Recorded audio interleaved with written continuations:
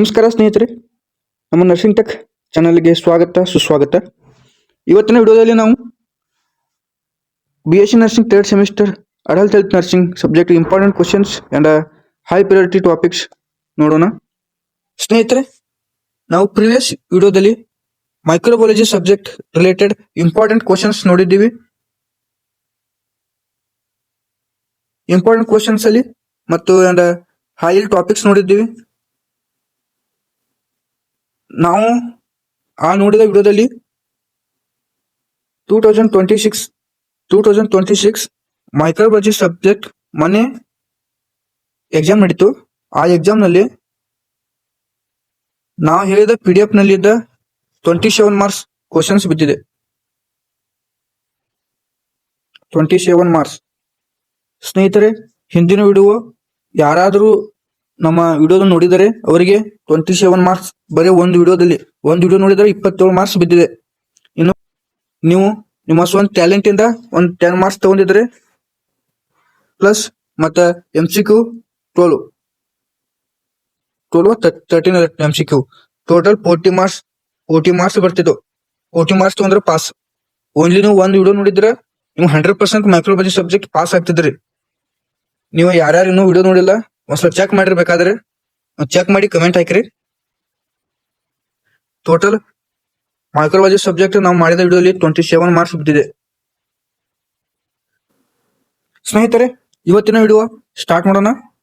ಇವತ್ತಿನ ವಿಡಿಯೋದಲ್ಲಿ BSc nursing third semester adult health nursing subject related important questions ನೋಡೋಣ. ಅದಕ್ಕಿಂತ ಮುಂಚಿತವಾಗಿ ನಿಮಗೆ ಥರ್ಡ್ ಸೆಮಿಸ್ಟರ್ ಬ್ಲೂಪ್ರಿಂಟ್ ಇರೋದಿಲ್ಲ. ಬ್ಲೂಪ್ರಿಂಟ್ ಇರೋದು ಫಸ್ಟ್ ಸೆಮಿಸ್ಟರ್ ಸೆಕೆಂಡ್ ಸೆಮಿಸ್ಟರ್ ಮಾತ್ರ ಅಷ್ಟೇ. ಥರ್ಡ್ ಸೆಮಿಸ್ಟರ್ ಬ್ಲೂಪ್ರಿಂಟ್ ಇರೋದಿಲ್ಲ. ನಿಮಗೆ 15 ಮಾರ್ಕ್ಸಿನ 2 ಕ್ವಶನ್ ಕೇಳ್ತಾರ, 5 ಮಾರ್ಕ್ಸಿನ 5 ಕ್ವಶನ್ ಕೇಳ್ತಾರ, 2 ಮಾರ್ಕ್ಸಿನ 4 ಕ್ವಶನ್ ಕೇಳ್ತಾರ, 1 ಮಾರ್ಕ್ಸಿನ 12 ಇರ್ತಾವ. MCQ 12 ಇರ್ತಾವ. ಸ್ನೇಹಿತರೆ, ಟೋಟಲ್ ನಿಮ್ಗ ಲಾಂಗ್ ಎಸ್ಸೆಯಲ್ಲಿ 30 ಮಾರ್ಕ್ಸ್ ಬರ್ತದ, ಶಾರ್ಟ್ ಎಸ್ಸೆಯಲ್ಲಿ 25 ಮಾರ್ಕ್ಸ್ ಬರ್ತದ, ಶಾರ್ಟ್ ಆನ್ಸರ್ಸ್ ಒಳಗ 8 ಮಾರ್ಕ್ಸ್ ಬರ್ತದ, MCQ 12 ಮಾರ್ಕ್ಸ್ ಬರ್ತದ. ಟೋಟಲ್ 75 ಮಾರ್ಕ್ಸ್ ಆಗ್ತದ. ಅಡಲ್ಟ್ ಹೆಲ್ತ್ ನರ್ಸಿಂಗ್ ಫಸ್ಟ್ ಇದಕ್ಕೆ 75 ಮಾರ್ಕ್ಸ್ ಅದ. ಸ್ನೇಹಿತರೆ, ಇದು ಟೋಟಲ್ ಆಗಿ 75 ಮಾರ್ಕ್ಸ್ ಇರ್ತದ. ಇದು ಡಿವೈಡ್ ಆಗಲ್ಲ. ಸ್ನೇಹಿತರೆ, ಇವತ್ತಿನ ವಿಡಿಯೋದಲ್ಲಿ ನಾವು ನಿಮಗೆ ಬ್ಲೂಪ್ರಿಂಟ್ ಇಲ್ಲ, ಆದರೆ ನಾವು ಪ್ರಿವಿಯಸ್ ಇಯರ್ ಕ್ವಶನ್ಸ್ ರಿಲೇಟೆಡ್ ಒಂದು ಬ್ಲೂಪ್ರಿಂಟ್ ರೆಡಿ ಮಾಡಿದ್ದೀವಿ. ಆ ರೀತಿ ಬೀಳ್ಬಹುದು. ಸ್ನೇಹಿತರೆ 2026 ಮೋಸ್ಟ್ ಎಕ್ಸೆಪ್ಟೆಡ್ ಬ್ಲೂಪ್ರಿಂಟ್ ಅನ್ನು ನಾವು ರೆಡಿ ಮಾಡಿದ್ದೀವಿ. ಇದು ಬಿದ್ರು ಬೀಳ್ಬೋದು 90%. ಇದರ ಕನ್ಫರ್ಮೇಶನ್ ಕೊಡ್ಬೇಕಾಗ್ತದ. ಫಸ್ಟ್ 15 ಮಾರ್ಕ್ಸಿಗೆ ಯಾವ ಚಾಪ್ಟರ್ ಬರ್ತಾವಂದ್ರ 2 ಚಾಪ್ಟರ್ ಓದಿದ್ರೆ ಸಾಕು, 30 ಮಾರ್ಕ್ಸ್ ಬರ್ತದ. ಒಂದು ಡೈಜೆಸ್ಟಿವ್ ಸಿಸ್ಟಮ್, ಎರಡನೇದು ಕಾರ್ಡಿಯೋವ್ಯಾಸ್ಕ್ಯುಲರ್ ಸಿಸ್ಟಮ್. ಸ್ನೇಹಿತರೆ, 5 ಮಾರ್ಕ್ಸಿಗೆ 5 ಕ್ವಶನ್ ಬರ್ತಾವ. ಅದರಲ್ಲಿ ನೀವು 4 ಚಾಪ್ಟರ್ ನೋಡಿದ್ರ ನಿಮ್ಗ 25 ಮಾರ್ಕ್ಸ್ ಬೀಳ್ತದ. ಆ 4 ಚಾಪ್ಟರ್ ಯಾವ್ಯಾವ ಅಂದ್ರ, 1 intraoperative care, 2 endocrine system, 3 musculoskeletal system, 4ನೇದು ರೆಸ್ಪಿರೇಟರಿ ಸಿಸ್ಟಮ್ ನಲ್ಲಿ 2 ಕ್ವಶನ್ ಬರ್ತಾವ. ಟೋಟಲ್ ಆಗಿ 5 ಕ್ವಶನ್ ಆಗ್ತದ. 4 ಚಾಪ್ಟರ್ ಆಗ್ತಾವ. 4 ಚಾಪ್ಟರ್ ನಲ್ಲಿ 5 ಕ್ವಶನ್ ನೋಡಿದ್ರೆ ನಿಮ್ಗ 25 ಮಾರ್ಕ್ಸ್ ಕನ್ಫರ್ಮ್. ಸ್ನೇಹಿತರೆ, ಈಗ 2 ಮಾರ್ಕ್ಸ್ ನೋಡೋದಾದ್ರೆ 2 ಮಾರ್ಕ್ಸ್ ನಿಮಗ 4 ಕ್ವಶನ್ಸ್ ಇರ್ತಾವ, 8 ಮಾರ್ಕ್ಸ್ ಆಗ್ತದ. 4 ಚಾಪ್ಟರ್ ಯಾವ ಅಂದ್ರೆ, ಒಂದು ಇಂಟ್ರೊಡಕ್ಷನ್ ಚಾಪ್ಟರ್ ಮೇಲೆ ಬೀಳ್ಬೋದು, nursing care of patient with common signs and symptoms and management chapter ಅದಲ್ಲ, ಅದ್ರ ಮೇಲೆ ಒಂದು ಬೀಳ್ಬೋದು. ಮತ್ತೆ ಬ್ಲಡ್ ಡಿಸಾರ್ಡರ್ ಮೇಲೆ ಒಂದು ಬೀಳ್ಬೋದು, ಕಮ್ಯುನಿಕೇಬಲ್ ಡಿಸೀಸ್ ಮೇಲೆ ಒಂದು ಬೀಳ್ಬೋದು, ಇಂಟಿಗ್ರೇಟೆಡ್ ಸಿಸ್ಟಮ್ ಮೇಲೆ ಒಂದು ಬೀಳ್ಬೋದು. These are the most accepted blueprint in the BSc nursing third semester adult health nursing subject. Next ಸ್ನೇಹಿತರೆ, ಇವತ್ತಿನ ವಿಡಿಯೋನ ಸ್ಟಾರ್ಟ್ ಮಾಡೋಣ. ಅದಕ್ಕಿಂತ ಮುಂಚಿತವಾಗಿ ನಮ್ಮ ನರ್ಸಿಂಗ್ ಟೆಕ್ ಚಾನಲ್ ನಲ್ಲಿ ನರ್ಸಿಂಗ್ ಗೆ ಸಂಬಂಧಿಸಿದಂತ ವಿಡಿಯೋ ಅಪ್ಲೋಡ್ ಮಾಡಲಾಗುವುದು. ಯಾರಾದರೂ ನಮ್ಮ ನರ್ಸಿಂಗ್ ಚಾನಲ್ಗೆ ಇನ್ನೂ ಹೊಸಬರಾಗಿದ್ದಾರೆ ಪ್ಲೀಸ್ ನಮ್ಮ ನರ್ಸಿಂಗ್ ಟೆಕ್ ಚಾನಲ್ ಸಬ್ಸ್ಕ್ರೈಬ್ ಮಾಡಿಕೊಳ್ಳಿ. ಸ್ನೇಹಿತರೆ, ಇವತ್ತಿನ ವಿಡಿಯೋನ ಸ್ಟಾರ್ಟ್ ಮಾಡೋಣ. ಮೊದಲಿಗೆ ನಾವು ಲಾಂಗ್ ಎಸ್ಸೆ ನೋಡೋಣ. ಲಾಂಗ್ ಎಸ್ಸೆ 50 ಮಾರ್ಕ್ಸ್ ಇರ್ತದ. First one, nursing management with peptic ulcers. Nursing management peptic ulcer is most important. And the nursing management of cholelithiasis. Third one, nursing management of myocardial infarction. Fourth one, nursing management of hypertension. Fifth one, nursing management of bronchial asthma.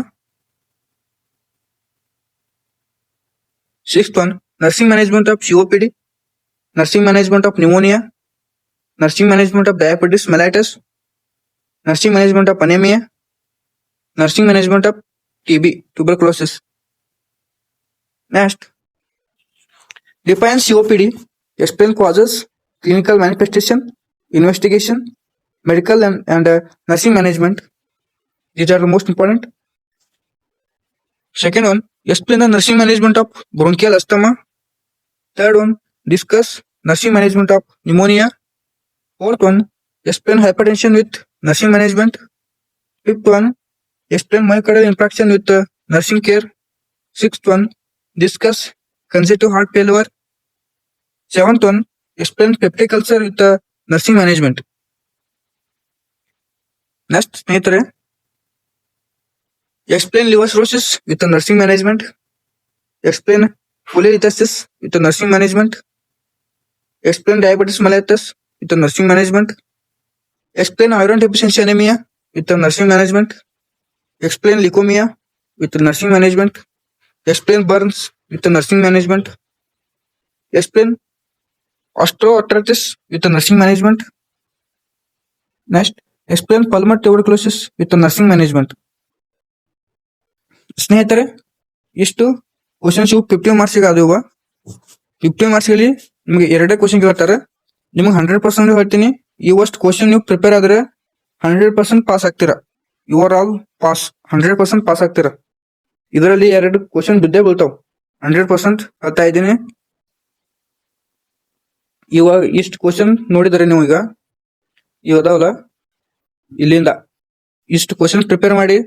ಇದರಲ್ಲಿ 2 questions 100% ಬಿದ್ದೇ ಬೀಳ್ತಾವ. ಸ್ನೇಹಿತರೆ, next ನೋಡೋದಾಗಿ short essay ನೋಡೋಣ. Short ಎಸೆಯಲ್ಲಿ first one, pre operative care nursing care, post operative nursing care, oxygen therapy, test tube drainage, tracheostomy care, next ECG, next one endoscopy, next one blood transfusion, universal precautions, infection control. ಸ್ನೇಹಿತರೆ, next ನೋಡಿದಾಗೆ hypertension complications, diabetes complications, insulin administration, chest physiotherapy, liver function test, pulmonary function test, gastric lavage, hemodialysis, fracture management, pressure sore prevention.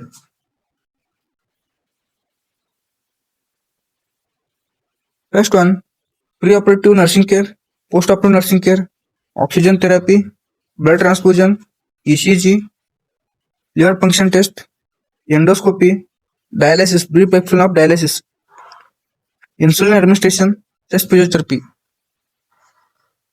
ಸ್ನೇಹಿತರೆ, ಇಷ್ಟು 5 marks question ಆಗ್ತು. ಇನ್ನ 2 marks question ನೋಡೋಣ. 2 marks question ನೋಡೋದಾದ್ರೆ,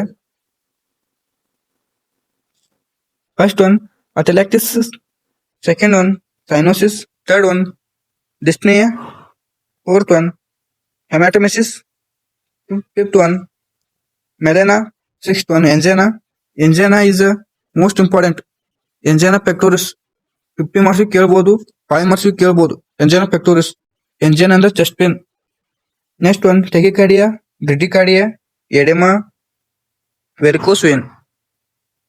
next leukaemia, haemophilia, paresis, burns, infection control, isolation precautions.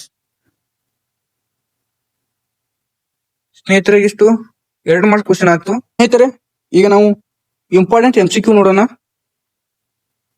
These MCQs not 100% is confirmed, is 80% to 90%. ಸ್ನೇಹಿತರೆ, ಇವು 100% ಬೀಳೋದಿಲ್ಲ, 80 to 90% ಬೀಳ್ಬೋದು. ಮೊದಲಿಗೆ ನಾವು universal precautions ಮೇಲೆ ಬೀಳ್ಬೋದು. ಸ್ನೇಹಿತರೆ, ಇವು MCQ ಟಾಪಿಕ್ ಏನ್ ಕೊಡ್ತಿದ್ನಲ್ಲ, ಇವು MCQ ಮಾತ್ರ ಬೀಳಲ್ಲ, ಇವ 2 ಮಾರ್ಕ್ಸ್ಗೂ ಬೀಳ್ಬೋದು, 2 ಮಾರ್ಕ್ಸ್ಗೂ ಕೇಳ್ತಾರೆ ಇವತ್ತು. First one universal precautions, second one sterilisation methods, third one blood groups, fourth one normal ECG, fifth one hypertension stages, Sixth one, diabetes complications. Seventh one, asthma drugs. Eighth one, COPD risk factors. 10th, TB dose therapy. TB dose therapy 5 ವರ್ಷಕ್ಕೆ ಕೇಳ್ತಾರೆ. ಇದು important. Next anaemia classification. Next ನೋಡೋದಾಗಿ normal pulse rate, normal blood pressure, universal precautions, sterilisation method, blood group, ECG waves, hypertension stages, diabetes types, insulin